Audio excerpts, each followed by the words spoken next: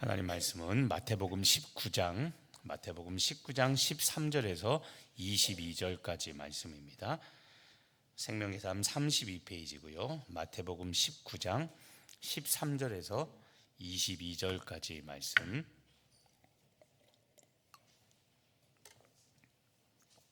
찾으셨으면 다 같이 마태복음 19장 13절에서 22절 한 목소리로 같이 우리 합독하도록 하겠습니다.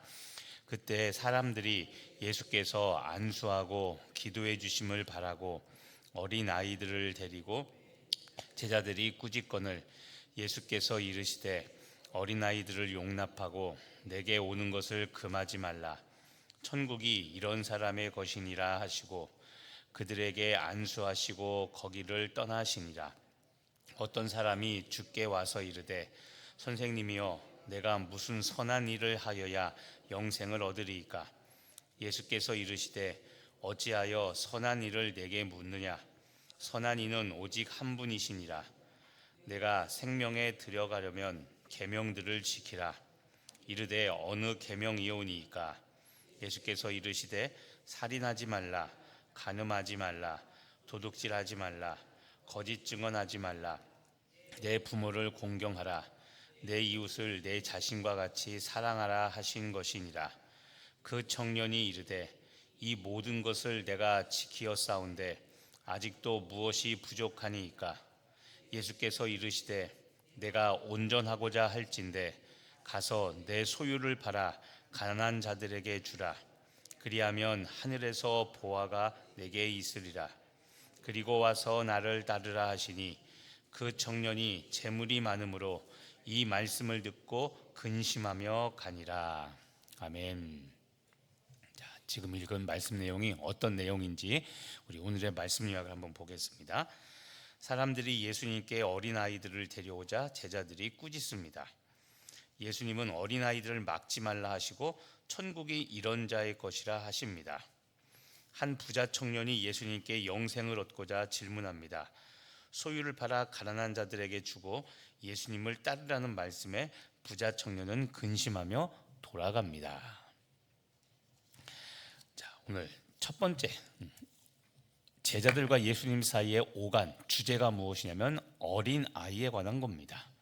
자, 먼저 우리 13절에 사람들이 예수님께서 안수해 주기를 바라고 아이들을 데려옵니다. 그러자 제자들이 꾸짖죠. 어린아이 데려온 사람들 꾸짖고 꾸짖으니까 예수님께서 14절에 천국은 이런 사람의 것이라고 이야기합니다.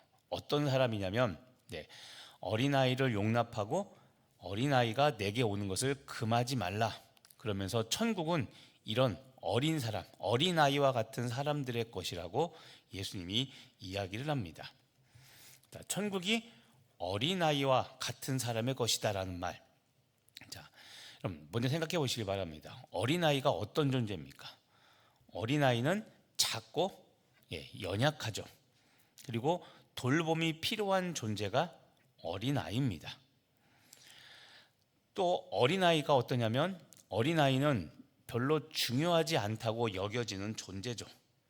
그래서 13절 오늘 첫 절에도 사람들이 예수님께서 안수해 주기를 바라고 애들을 데려오니까 그렇죠?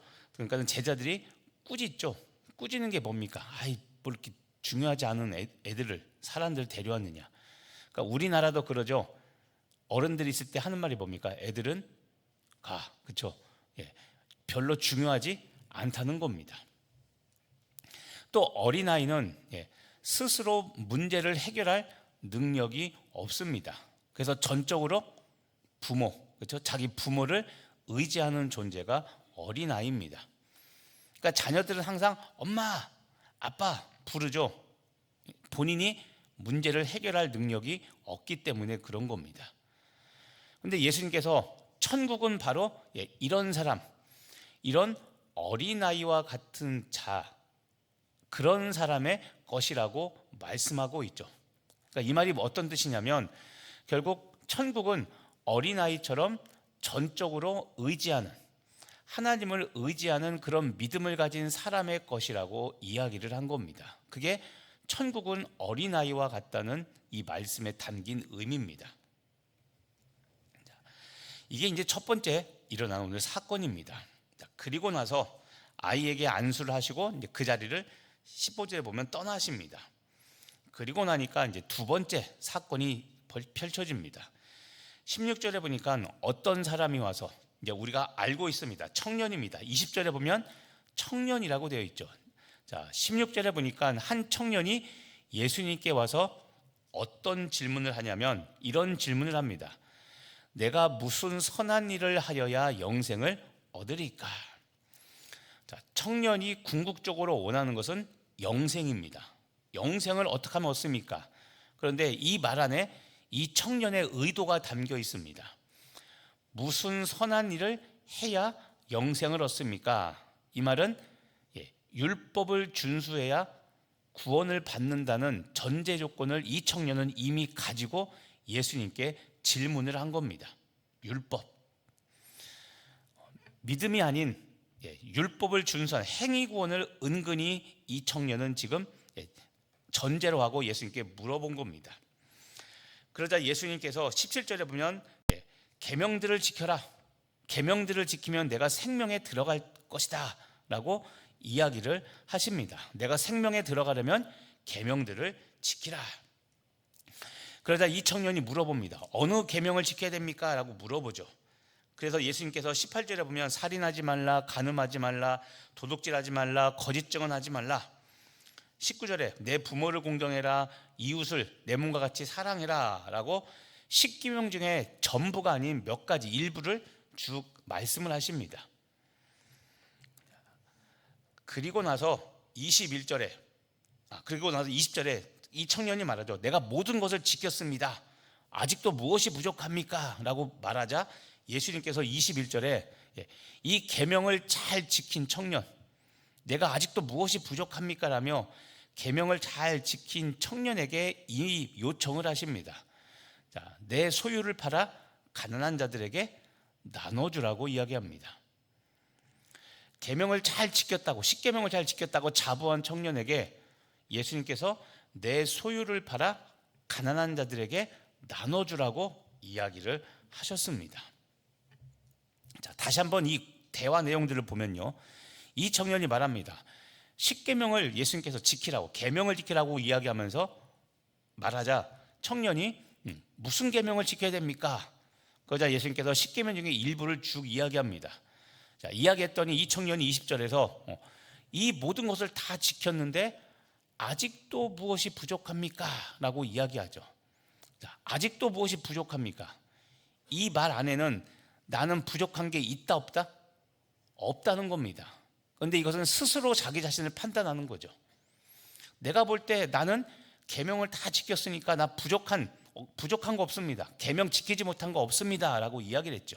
그런데 예수님께서 내 소유를 팔아 가난한 자들에게 주라. 자, 10계명 중에 소유를 팔아 가난한 자에게 주라는 계명이 10계명 중에 있습니까? 없습니까? 10계명 중에는 없죠. 하나님의 명령이긴 한데 10계명 안에는 이렇게 소유를 팔아 주라라는 이런 말은 없습니다. 자, 그러자 이 청년 22절에 보니까 자, 그 청년이 무엇이 많음으로? 그렇죠. 이제 이게 핵심입니다. 재물이 많기 때문에 말씀을 듣고 어떻게 됐습니까? 근심했죠. 자, 예수님의 말씀을 들으면 근심이 아니라 회복되고 치유돼야 되는데 예수님의 말씀을 듣고 이 청년이 어떻게 됐습니까? 무엇 했습니까? 근심했죠. 결국 재물이 많았습니다. 그래서 우리가 부자 청년이라고 부르는 겁니다. 자, 부자 청년이 맞습니다. 그런데 예수님은 말씀하신 계명들을 쭉 이야기하시며 내가 아직 지키지 못한 계명이 있다고 은근히 말씀을 하신 겁니다. 계명을 쭉 듣더니 이 청년은 내가 아직도 무엇이 부족합니까? 계명 다 지켰다는 겁니다. 그런데 보니까 지키지 못한 계명이 있죠. 자, 20절에 있는 아직도 무엇이 부족합니까? 라는 이 질문. 여러분, 이 부자 청년의 문제는 계명을 지키느냐 못 지키냐 불순종의 문제가 아니라 자기의가 문제였던 겁니다. 자기의. 우리도 마찬가지입니다. 내가 좋아하고 내가 잘하는 것은 강조합니다. 제가 그랬죠. 새벽 기도 하시는 분들이 조심해야 될 게 있습니다. 무슨 말이에요? 어떤 말을 조심해야 될까요? 저 기도도 안 하는 것들이. 자, 싸우다가 보면 몰래 뒤에 가서 이런 말 한 적 있습니까? 없습니까? 없으면 다행이지만 저 기도도 안 하는 것들이. 이게 뭡니까? 기도하시는 것은 잘못이 아닙니다. 그런데 이것이, 기도하는 것이 다른 사람보다 내가 더 나은 믿음이라고 생각하고 있으면 여러분, 이것은 큰 착각입니다. 만약에 여러분들은 기도에 대한 열정이 있어서 기도하시는데, 그럼 이렇게 여쭤보겠습니다. 화요 전도팀에 다 나오십니까? 화요 중보기도팀에 오십니까? 새벽 기도는 하는데 지금 하는 건 전도 안 할 수 있죠. 그리고 화요 중보기도팀에 안 올 수 있죠.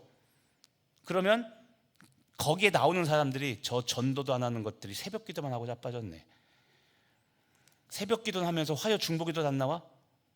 이렇게 한다면 여러분들은 기분이 어떻겠습니까? 또 속으로 난 세 개 다 하니까 관계없네. 아닙니다. 그게 아닙니다.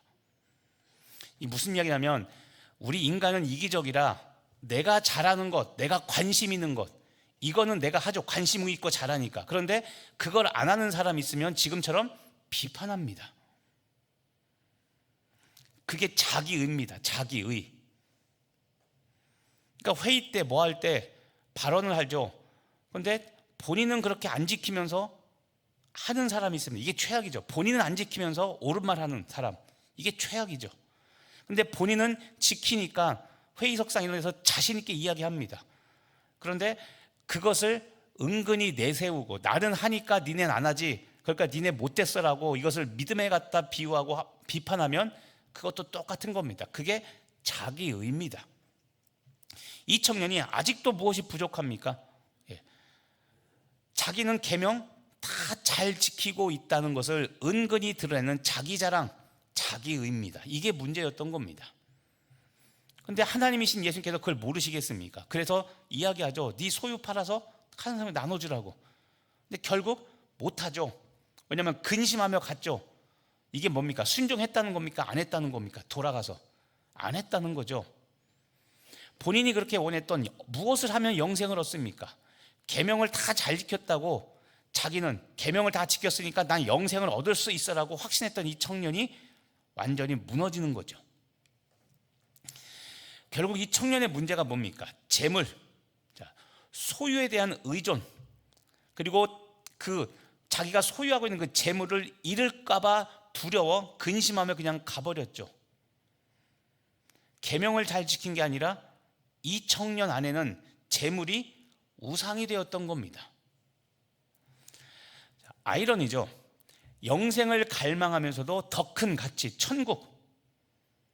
천국을 위해서는 현재의 가치, 재물을 포기하지 못합니다. 그러면서 아까 예수님께 드린 질문, 무엇을 하여야 영생을 얻을 수 있습니까? 본인은 영생을 갈망하는데 영생을 얻기 위하여 버려야 될 것들을 못 버립니다. 그런데 그 못 버리는 게 뭡니까? 그게 재물이죠. 그래서 제가 또 이야기합니다. 그리스도인은 돈 많이 벌고 사는 게 목적이 아니라고 그랬죠. 제발 쓸데없는, 천국과 관계없는 쓸데없는 기도 제목들은 제발 버려야 됩니다. 그리고 예수를 믿고 온전히 섬길 줄 알아야 됩니다. 자, 22절 마지막을 다시 한번 보시죠. 이 청년이 재물이 많음으로 이 말씀을 듣고 근심하며 가니라. 자, 아까 들었던 질문, 이 청년이 예수께 드린 질문, 어떻게 해야지 영생을 얻습니까? 이 영생, 천국은 모든 소유를 팔아서라도 사야 할 만큼 가치가 있는 것이 천국, 영생입니다. 근데 결국 청년은 근심하며 떠나가죠.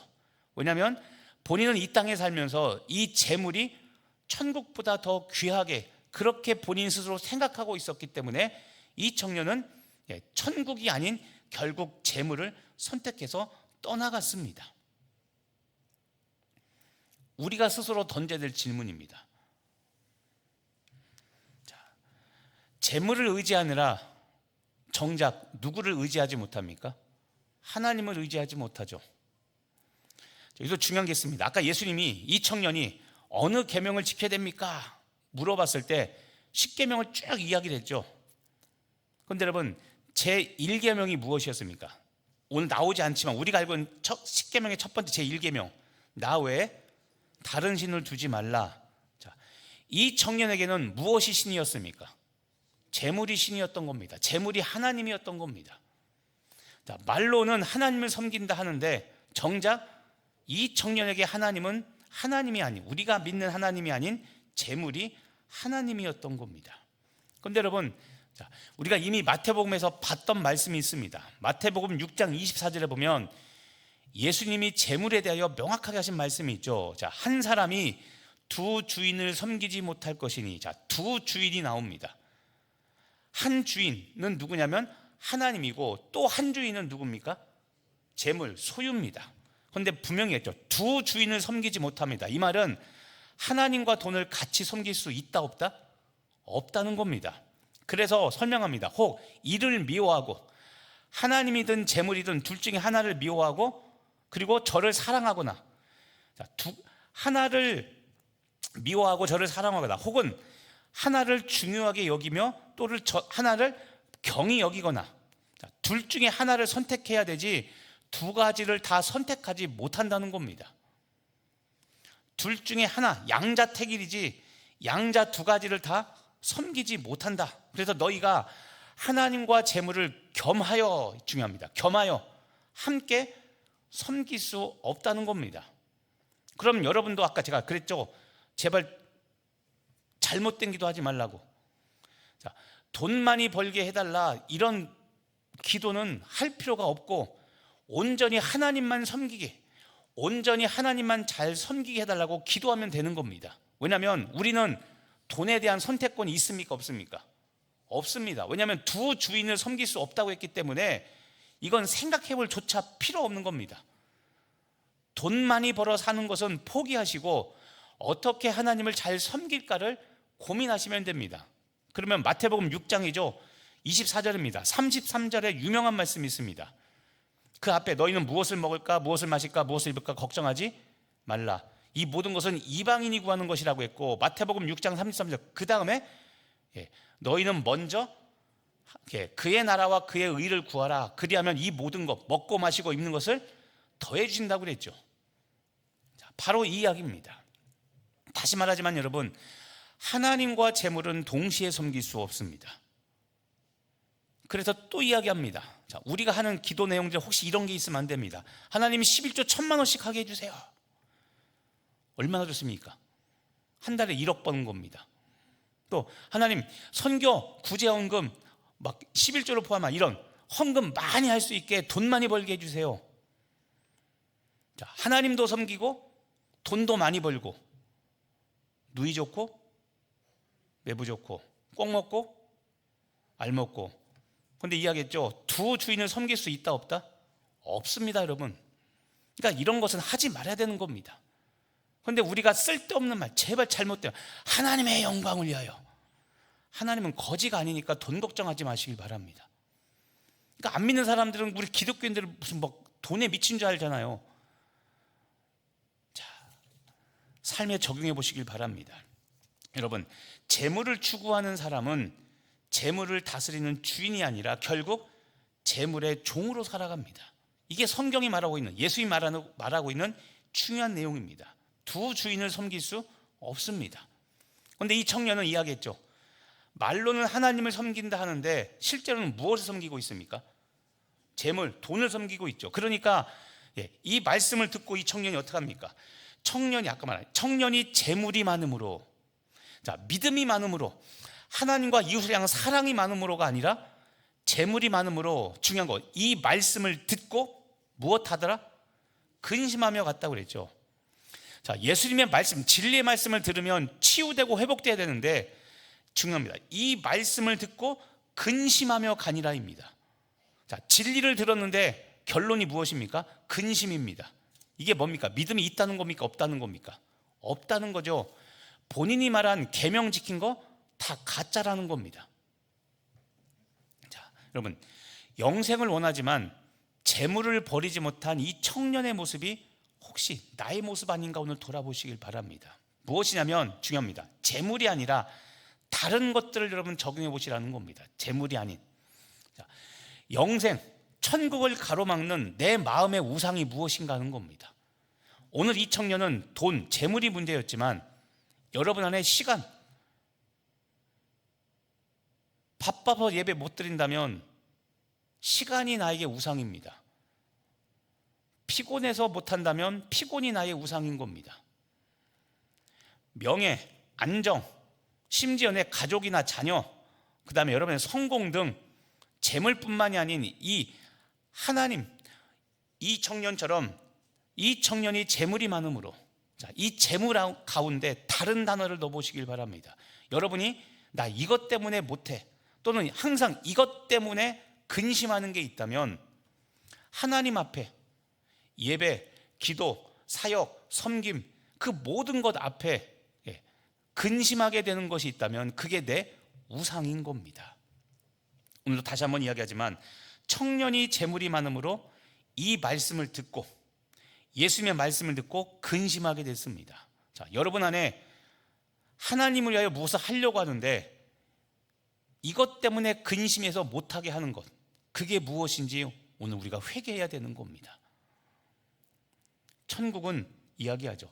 믿음으로만 가는 게 아니라 오늘 내 재물을, 내 소유를 팔아 가난한 자들에게 무엇하라? 나눠주라고 그랬죠. 믿음만이 아니라 행함이 있어야 되는 겁니다. 그래서 뭐랍니까? 믿음과 행함이 항상 같이 간다고 그랬죠. 이 청년은 하나님을 사랑하는 믿음은 있으나, 마음은 있으나 무엇이 없습니까? 이웃사랑의 마음이 없던 거죠. 결국 하나님 사랑은 믿음입니다. 이웃사랑은 믿음이 아닌 행함인 겁니다. 그래서 하나님 사랑과 이웃사랑은 같은 것이고, 하나님을 사랑한다면 이웃을 사랑하는 믿음이, 그리고 행함이 반드시 생겨야 되는 겁니다. 말로만 주여 주여 하는 사람이 천국에 가는 것이 아니라 행함과 진실됨으로 사랑하는 사람이, 하나님에 대한 사랑이 아니라 이웃에 대하여 행함과 진실함으로 행하는 사람이 천국, 믿음, 천국을 갈 만한 믿음이 있다고 하나님은 여기시는 겁니다. 오늘도 이 믿음을 소유한 여러분 되시기를 예수님의 이름으로 축복하며 기도합니다. 기도하겠습니다. 하나님, 오늘 말씀 앞에 다시 섭니다. 내가 부자 청년으로 지금 살고 있는 것은 아닙니까? 나름대로 율법을 잘 지킨다고 여러 가지 사역하고 봉사하고 자부하는데, 정작 예수님께서 내 소유를 팔아라 가난한 사람에게 나눠주라고 했을 때 청년이 소유가 많으므로 이 말씀을 듣고 근심하며 갔던 것처럼 나도 주님의 말씀을 듣고 그것이 부담이 되어 근심만 하고 그냥 떠나가는 사람은 아닌지 오늘 다시 한번 돌아봅니다. 내가 가져야 될 거룩한 부담감이 하나님 근심으로만 그치고 행함으로 이어지지 않는 믿음이라면 오늘 나를 불쌍히 여기사 하나님 사랑하는 마음과 믿음이 이웃사랑을 실천하는 그 행함으로 이어지도록 하나님 내 마음의 우상을 제거하고 오늘 주님 앞에 온전히 서는 오늘 귀한 우리 성도들 되게 하여 주시옵소서. 어린아이와 같이 하나님을 의존하는 그 마음을 가지고 하나님 사랑과 이웃 사랑을 실천하며 살아가는 우리 모든 성도들 되게 하실 줄 믿고 감사드리며 예수님의 이름으로 기도합니다. 아멘.